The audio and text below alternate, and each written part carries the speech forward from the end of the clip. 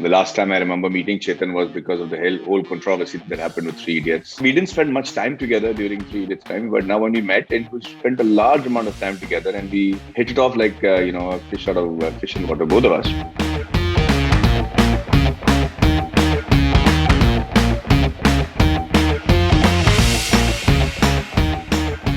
Hi, this is Surveen and you're watching Lifestyle Asia India. Hi, this is Madhavan, and you're watching Lifestyle Asia India.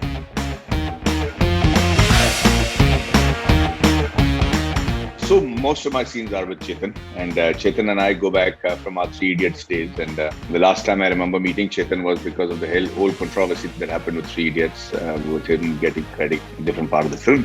And so after that, we hadn't been much in touch. So I was a little nervous about how we were going to start off. But to his credit, he was extraordinary. He was, we didn't spend much time together during Three Idiots time, but now when we met, and we spent a large amount of time together, and we hit it off like a fish out of fish in water. Both of us basically took to each other, and he's brilliant. There's a reason why he's such a successful Pulp Fiction writer, right? And then I was trying to be the second best. It takes a lot of guts for an author to first come as himself, and then as a character be bashed in the nose, as you would have seen at the end of the first episode, right? Not many actors will take that in the way he did, and he was very generous about it. He was very gracious about it because he knows it was fiction, and the way he handled it, that kind of the first day itself that endeared me to him completely. I mean, we're still in touch, and we're still talking about doing a lot of work together. And as an actor, I don't think he's acted before, but he's got a flair. He was pretty natural, being the kind of guy he was. And so I think with God's grace, we have a fantastic set of cast and crew for Decouple.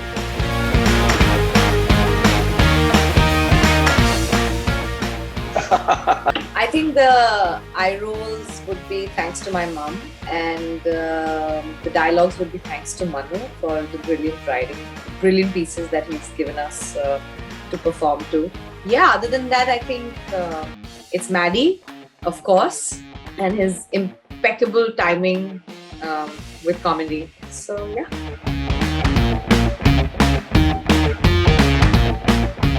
Of course it helps.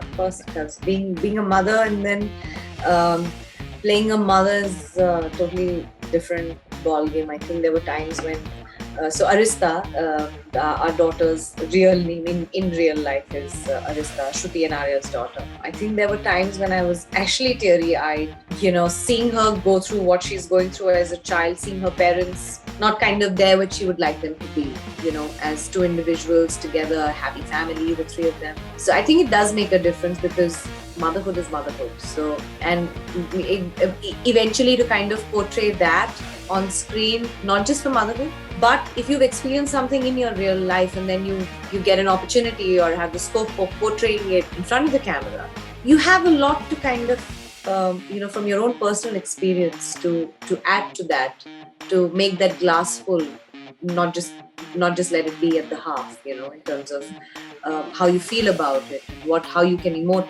So I think, that really, really helped. Yeah, and I think Arista also, she is very, very, very, very endearing as a little girl.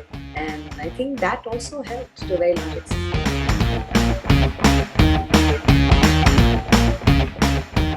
I thoroughly enjoyed it because it's not something that I've done before, and it gave me an opportunity to explore the fact that you have this crazy, wacko, nasty side to you as well.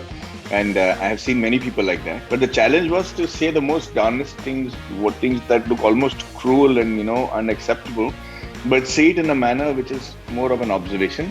And so still make it endearing. So you don't want to hate Arya. You don't want to end up hating Arya. But at the same time, you can't imagine that, how would somebody have the guts to actually say it as he sees it? But that was so beautifully written by Manu Joseph that, it became very easy to just throw those lines and still know that you will not come out being a jerk. And so you don't want to see a jerk. When you see a jerk or somebody who's so negative, then you don't want the marriage to survive. And that was not the idea. The idea was to see that two people have grown apart, not because they are jerks or bitter people or, they cheated on each other or because there's abuse involved, but they're just two different people who have evolved into, completely different people from where they started off. And so unlike any positive lover boy, good boy that I've played before, but I thoroughly enjoyed exploring that side of mine.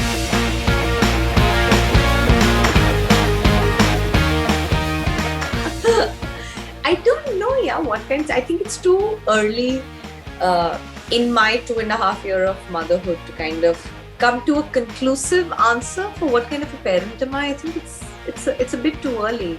I'm currently learning the art. I myself am learning the art of parenthood, and I don't know where it's going to take me. I think it's a journey that we all make without knowing at every step what we're doing, and just kind of gauging by where we're at the end of it tells us whether we went right or whether we went wrong. And I think that's the beauty of it. It always keeps you on your toes. I think for me, I look at it as a masterclass for myself also, because one thing that I've learned with my daughter, at least in these 2.5 years, is a lot of patience. And I think I am, that I can say, I think I am so far, without sounding immodest, but she's really, really taught me a lot of patience. And I mean, people around me, my friends, my loved ones, my close ones, always end up telling me, I don't know, I didn't know you were this patient. I said, I didn't know either. So I think it's a very unpredictable path, and I can't really decide for myself how I am and how I'm going to be. I think it's a dynamic that's going to be ever changing between me and my child. Yeah, one thing that men will be men, and my husband actually gets annoyed with me letting my child, like, I'm a very expressive person, and I'd love my child to also be very expressive. So it ends up being so that I encourage a lot of expressiveness, and my husband Akshay is not so keen on that. And I think that's one thing that annoys me in return about, if that makes sense. Yeah, of course.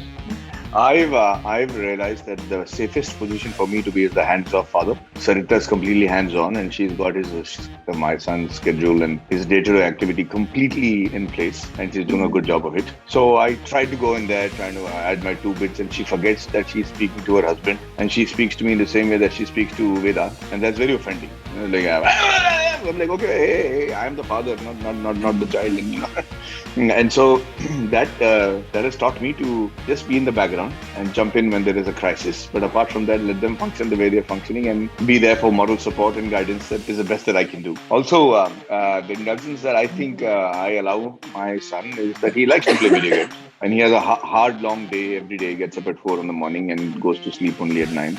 So when he's playing video games, I allow him the luxury when he's not supposed to. And I get the walloping that I need to from my wife, who thinks that I'm ruining the entire good work that she's doing.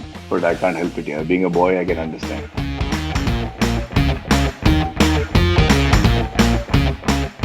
For the diehard romantic that I am, I'd want them to work. But, I think what we're trying to say here, that it's really okay, and we're trying to kind of normalize that middle ground, which is that it's okay if as individuals you choose to kind of not partner with each other in life and kind of have your separate lives, and yet be great parents, which both of them I think will leave no stone unturned to be.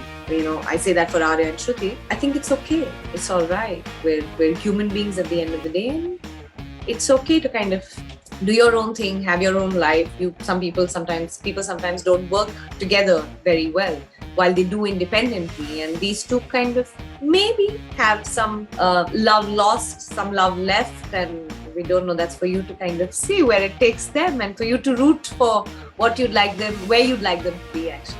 Yeah, I think I agree with Shruti entirely. As much as I would like them to be together, I'm sure Manu will find a unique position for them to get into, where they're redefined marriages and romance and relationships. And I'm very curious to find out what that is.